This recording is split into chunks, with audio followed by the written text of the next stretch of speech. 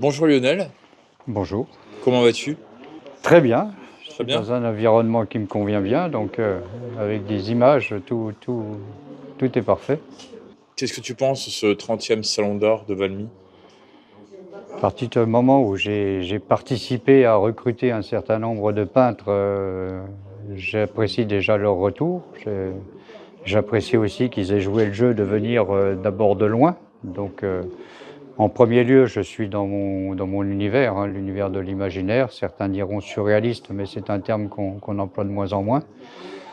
Non, je suis content que les gens que j'ai appelés aient pu jouer le jeu et puissent se déplacer parce que certains arrivent de très très loin.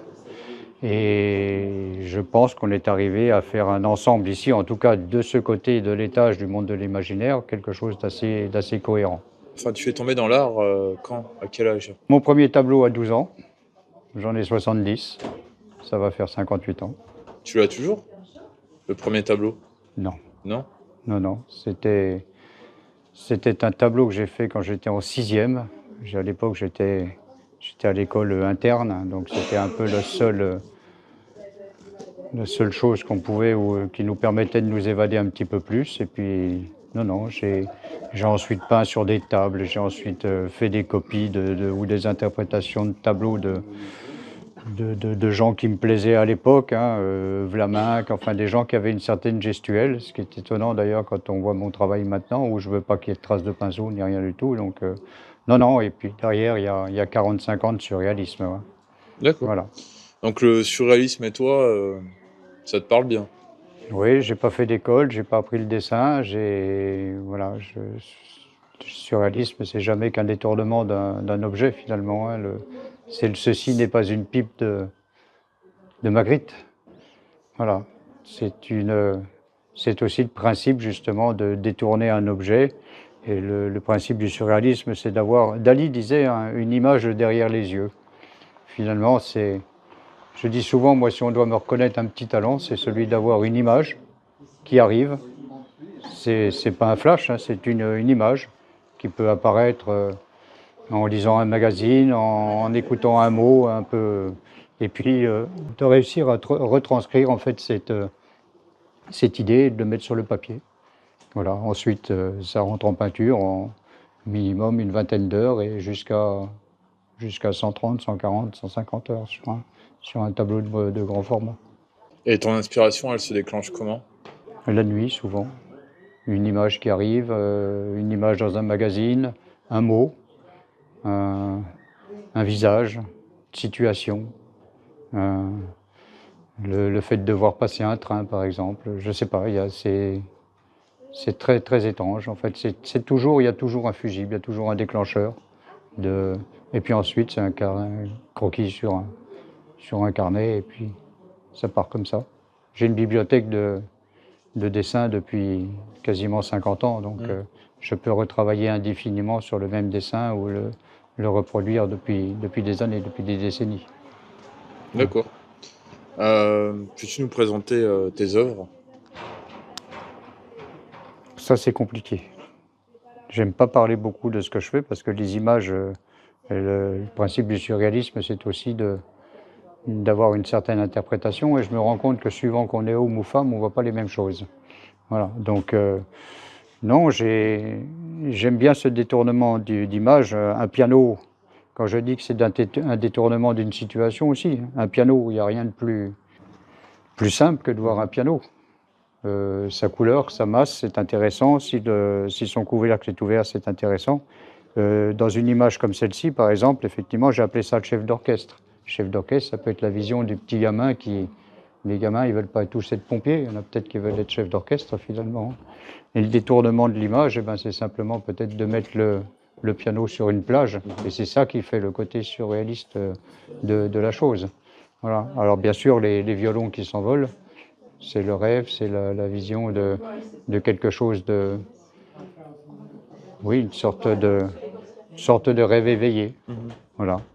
Hein, pour moi, le violoncelle autour du corps d'une femme, finalement, ben, ça fonctionne bien avec le corps féminin. Je travaille souvent sur des séries, justement, qui partent du même dessin. sur des petits ou grands formats, et maintenant je peins aussi sur des violons. Ça, c'était une réponse en fait à souvent des visiteurs qui me disent j'ai plus de place pour mettre des tableaux sur mes murs, alors là il suffit d'avoir un petit peu de place sur un bahut finalement. Voilà. Et Hein. tu comptes peindre un piano aussi? Ou pas? Non, j'ai peint des violons, j'ai peint des violoncelles, j'ai fait des guitares que je fais découper souvent par notre ami Claude Lopez, c'est-à-dire qu'on a un travail à quatre mains avec un autre plasticien, ce qui nous permet de faire des expositions différentes finalement d'aujourd'hui.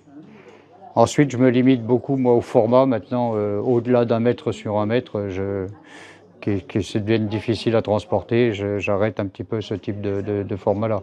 D'abord parce que ça prend beaucoup de temps, et puis ensuite, il y a un côté que, une fois que le dessin est posé, que j'appelle l'emmerdement technique. D'accord. L'emmerdement technique, c'est de passer 8 heures sur un tableau, maintenant je ne le fais plus. Mais au bout de 4 heures, les yeux fatiguent, les yeux commencent à... Physiquement, ça devient difficile. Un tableau sur lequel on passe 130 heures, il faut 3 mois pour le faire finalement. Donc je travaille souvent sur plusieurs toiles à la fois. Quels sont les artistes qui t'ont inspiré ou influencé? J'ai aimé des gens comme de Chirico, j'ai aimé des gens comme Paul Delvaux, j'aime des gens comme Magritte. Contrairement à ce qu'on pense, j'ai pas beaucoup de références en tant que, je suis pas très dalinien par exemple. Jérôme Bosch évidemment. Jérôme Bosch était le premier surréaliste, 500 ans avant Dali par exemple. Donc c'était quelqu'un qui était très intéressant par ses visions un peu mortifères. Et à une époque, justement, il risquait de bûcher à chaque fois qu'il mettait un coup de pinceau, finalement. Donc, voilà, non, de Chirico. Et puis, il y a par exemple, en Europe, maintenant, une belle école polonaise, une belle école belge. Et en France, plusieurs salons, maintenant, spécialisés, justement, dans tout ce qui est surréaliste et visionnaire. Pour toi, qu'est-ce que l'imaginaire? Le rêve, puis sortir finalement de son quotidien, de sa routine. C'est un paysage d'images en fait, c'est un ressenti. C'est faire évoluer un objet différemment, le montrer autrement que par sa praticité habituelle. Pour toi, l'imaginaire, ça t'apporte quoi dans ton quotidien?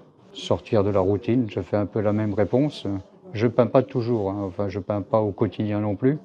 Mais le fait d'avoir un dessin qui arrive derrière ça, qui peut arriver, surgir comme ça change la journée, effectivement.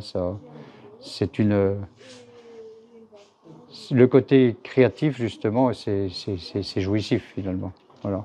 Moi, je trouve plus intéressant quelquefois le moment du dessin qui arrive, le moment nouveau du dessin, l'invention nouvelle d'un nouveau dessin, justement, plus que le côté plus que le côté finition, en fait, ou le travail sur la toile.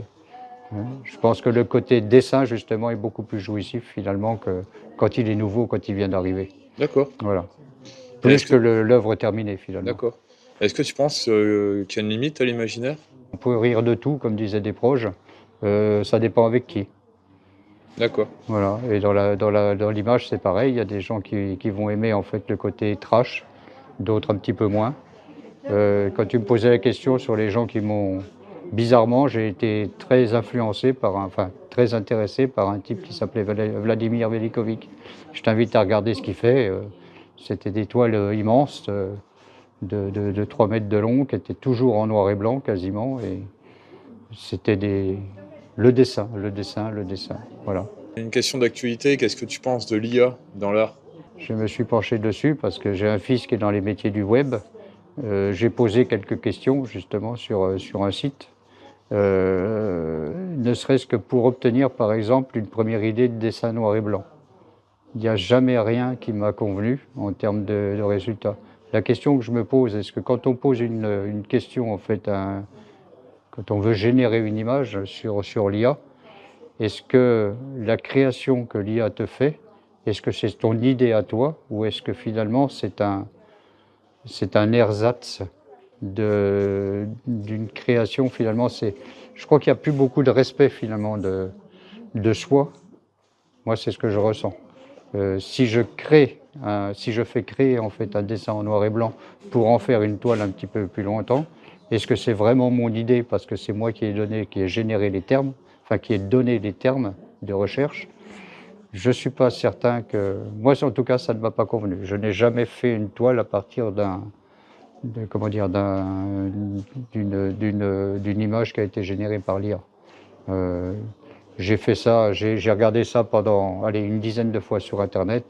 J'ai vite abandonné. Où on peut te suivre sur les réseaux? Facebook, Instagram, et puis principalement sur des groupes de peinture surréaliste aussi. On peut faire des recherches. Je suis sur Pinterest. C'est pas moi qui ai créé le site, je sais pas qui c'est, avec des tableaux relativement anciens, donc je pense qu'il n'a pas renouvelé l'expérience. Il y a eu quelques poèmes et quelques devoirs de philosophie qui ont été faits sur les toiles. Voilà, je suis sur un manuel scolaire des classes françaises au Maroc aussi, Bien. dans des devoirs, enfin c'est des choses, voilà. J'ai eu quelques articles dans des magazines type Pratique des Arts ou des choses comme ça. Voilà. Bah, sinon, ça fait un peu plus de 45 ans que je suis en exposition France, Belgique, Espagne, Liban et États-Unis. Est-ce que le surréalisme a encore de bonnes années? Dernière exposition que j'ai fait à Limoges, chez Ex-Déclic, hein, c'est une exposition qui est spécialisée vraiment dans l'imaginaire et dans le surréalisme. On s'est rendu compte que les peintres surréalistes étaient très très vieillissants. J'ose pas dire qu'il y en a 4 qui sont décédés en 2 mois, dans les 2 mois derniers, mais c'est vrai, des peintres très très connus, hein, qui étaient arrivés à des âges quasiment au-delà de 90 ans. Donc il faut des jeunes. Ici, la moyenne d'âge est quand même relativement élevée. On passe tous la soixantaine largement. Quel message aurais-tu pour les organisateurs de Valmy? Continuez comme ça. Puis si je peux vous aider l'année prochaine, c'est avec plaisir. Si les dieux me prêtent vie. Est-ce que tu souhaiterais rajouter autre chose? Oui, merci aux organisateurs ici de l'ARG, enfin de Yolande notamment. Merci à Philippe qui, finalement, c'était un petit challenge de trouver ces gens-là. Moi, je parle que du côté imaginaire. Hein. Ce qui s'est passé de l'autre côté me concerne un petit peu moins. Et puis merci surtout à peintres et sculpteurs qui ont joué le jeu pour venir à Argelès. Non, merci à l'organisation, vraiment, vraiment, vraiment. D'accord, ben moi je te remercie d'avoir répondu aux questions. Je t'en prie.